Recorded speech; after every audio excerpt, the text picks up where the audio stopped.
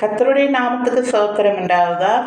சில நேரங்களிலே ஆண்டவர் நம்மோடு இருக்கிறார் என்பதை கூட நம்ம மறந்துவிட்டு எதுக்காகவோ நம்ம பயந்து கொண்டு இருப்போம், என்ன நடக்குமோ என்று, இல்லையா?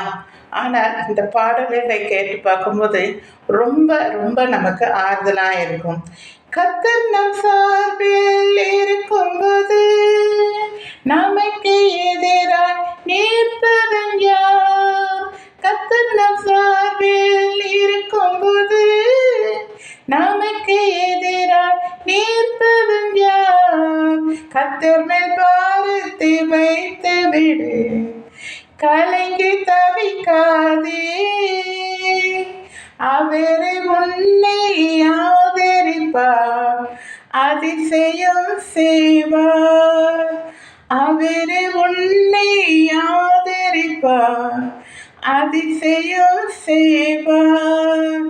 எனக்கு அன்பானவர்களே, நிறைய பேர் இப்போ என்ன நடக்குமோ, நாளைக்கு என்ன நடக்கும், திடீர்னு இந்த மாதிரி போர் நடக்குது பார்த்தீங்களா, திடீர்னு தீ விபத்து, திடீர்னு எவ்வளோ காரியங்கள், நிறைய ஆக்சிடெண்ட்டு.